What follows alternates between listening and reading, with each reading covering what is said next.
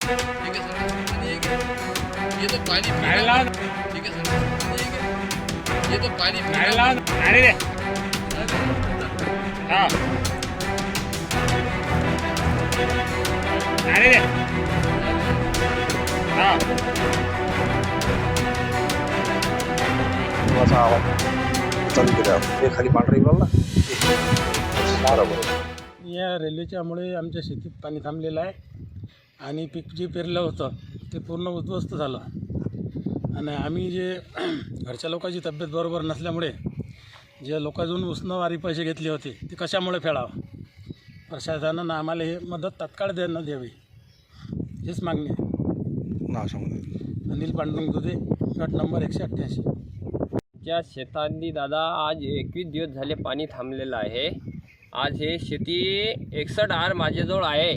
याच्यामध्ये 2 भाऊ आम्ही 61 आरमध्ये 2 भाऊ आम्ही. शेतांनी पेरा काय की सोयाबीन पेरलं हे आलं नाही, आमचं गेलं वायात. आम्हाला हे शासन पैसे देत नाही म्हणते, आमच्याजवळ काहीच नाही. आम्ही रेल्वे स्टेशनला 2-3 खेप गेलो त्या स्टेशनवर. ते म्हणतात की आमच्या इकडे काही नाही आहे, तुम्ही वर ते बघा काय कुकडे बघा. आम्हाला काय समजते शेतकऱ्याले हे वारंवार सांगून आले. आम्ही अकोला गेलो, अकोट गेलो, तेलारा गेलो. त्याच्या बाद आम्ही त्याला म्हटलं आमचं पाणी काढून द्या, आमच्या शेतातलं नका तुम्ही काही देऊ आम्हाला, पण शेतातलं पाणी काढून द्या. तर ते काढायला तयार नाही. आता आमच्या शेतांनी यायला आम्हाला हे नाही. आमच्या शेतांनी कंबर पाणी आहे. तुमचं नाव सांगा. ज्ञानेश्वर शालिग्राम दामदार. शेकडो एकर जी जमीन आहे ती पाण्याखाली गेली फक्त एका कारणामुळे, प्रशासनाच्या हलगर्जीपणामुळे. जर ही हलगर्जी नसती, हा हलगर्जीपणा नसता, वेळेवर उपाययोजना झाल्या असत्या तर मला याच्या पुढचं सांगायचं आहे. जसं सरकार म्हणते की जीवनावश्यक वस्तूंचं जतन केलं पाहिजे, ती राष्ट्रीय संपत्ती असते. शेकडो एकरमध्ये हजारो टन जे काही आहे पीक पाणी निघालं असतं ते देशसेवेसाठी लागलं असतं. पण या रेल्वे प्रशासनाच्या हलगर्जीपणामुळे काय झालं की शेकडो एकर जमीन ही पाण्याखाली गेली आणि हजारो टन बियाण्याचं किंवा आपण पीक पाण्याचं नुकसान झालं. जे आता आम्ही त्याच्यावरती काल परवा आम्ही त्या ठिकाणी जलसमाधी आंदोलन केलं, तेव्हा कुठंतरी हे प्रशासन भानावर आलं, जागावर आलं. पण प्रशासनाला आता पुन्हा विनंती आहे की शेतकऱ्यांच्या सबुरीचा अंत पाहू नका, तात्काळ मदत जाहीर करा, अन्यथा आम्ही एक मोठं आंदोलन उभारणार आणि हे सर्व काम आम्ही बंद पाडणार, एवढंच आम्ही सांगतो. हे बघ दादा, हा जो अकोला खंडवा रेल्वे महामार्ग जो इथं काम चालू आहे याचं जे भरपूर 15 ते 18 फुटापर्यंत त्यांनी जे भराव टाकला, त्याच्यामुळे शेतातून जाणारे जे पाण्याचे वहिवाट होते रस्ते ते पूर्णपणे बंद केलेले आहेत. त्याच्यामुळे पूर्ण जे इकडून 2, 4, 5, 7 किलोमीटरपासून जे जमिनीतलं पाणी येते पावसाचं ते पूर्णपणे इथं थांबवलं गेलं त्या धरणाच्या भिंतीप्रमाणे. त्याच्यामुळे ते पूर्ण इथं जे 200-300 एकर जमीनमध्ये पूर्ण पाणी राहिलं. ते आज 15 दिवस झाले, 16-17 दिवस झाले तिथं पाणी आजपर्यंत त्यांनी काढलं नाही. तर आता याच्यामुळे जे पिकं आम्ही पेरले होते ते पूर्ण नष्ट झाले. पिकाचं म्हणजे काहीच अशी पुढच्या वर्षीपर्यंत आशाच नाही आता, कारण जमीन आहे कोरडू. त्याच्यामुळे जे आमचं आर्थिक नुकसान झालं आणि पिकं जे वाया गेले याच्यासाठी जास्तीत जास्त मदत तात्काळ द्यावी आणि जे पाण्याची कायमस्वरूपी विल्हेवाट लावण्यात यावी. कारण की आता ते तात्पुरतं काढणं चालू आहे म्हणतात, पण त्याच्यामुळे काही कायमचा इलाज होणार नाही. कायमची पाण्याची वहिवाट जी आहे ती पूर्ण करावी. आणि रस्त्याचा जो प्रश्न आहे, त्यांनी जमीन अधिग्रहित केल्यामुळे काही रस्ते त्यांच्या अंडरमध्ये गेले, ते रस्त्याचा प्रश्न पण पुढे उद्भवणार आहे. त्याच्यासाठी पण त्यांनी पुरेपूर रस्त्यांचा प्रश्न मार्गी लावावा आणि झालेल्या नुकसानीची तात्काळ भरीव मदत द्यावी. नाव सांगा. प्रमोद रामकृष्ण केदार, परसरामपूर शिवा. जवळजवळ 300 ते 350 एकर जमीन या बाधित क्षेत्रामध्ये येते.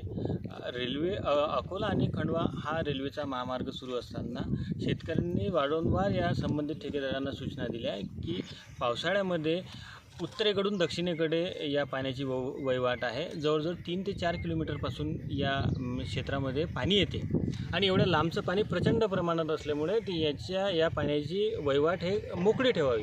परंतु प्रशासनाने तशा प्रकारची कुठल्याच प्रकारची दखल घेतली नाही.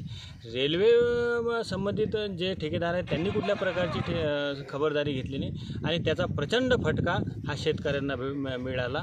आणि जे शेतकऱ्यांची जमीन या ठिकाणी पाण्याखाली गेली, आजही त्या जमिनीवर 5 ते 6 फूट पाणी आहे आणि 12 दिवसाचा 13 दिवसाचा खंड असून सुद्धा 5 ते 6 फूट आता जर पाणी आहे तर आणखी पावसाळा पूर्ण बाकी आहे.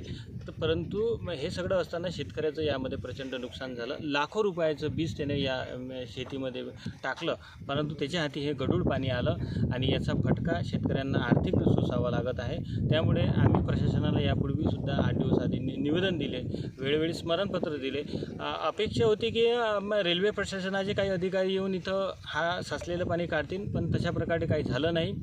अपेक्षा होती की SDO साहेबांना आपण ज्यावेळेस पत्र दिलं ते काहीतरी करतील, पण त्यांनी पोस्टमनाची भूमिका केली. आमच्या निवेदनाची प्रतिलिपी त्यांनी रेल्वे प्रशासनाला दिली. कुठल्याच प्रकारचा एकहीसुद्धा पंचनामा या ठिकाणी झाला नाही. त्यामुळे आमच्या मनामध्ये संताप निर्माण झालेला आहे. हे जाळ्या कातडीचं जे सरकार आपण म्हणतो तशी प्रचिती या ठिकाणी आम्हाला आली आणि आमचं जे आर्थिक नुकसान झालं याकडे प्रचंड दुर्लक्ष या शासनाने केलं. त्यामुळे या नुकसानाचं आम्हाला मोबदला मिळाला पाहिजे. नुसतं पाणी काढून ते मोकळं होणार नाहीत. त्यामुळे आमचं जे आर्थिक नुकसान झालं त्याची पूर्ण भरपाई तात्काळ आम्हाला मिळाली पाहिजे, ही अशी आमची प्रमुख मागणी आहे.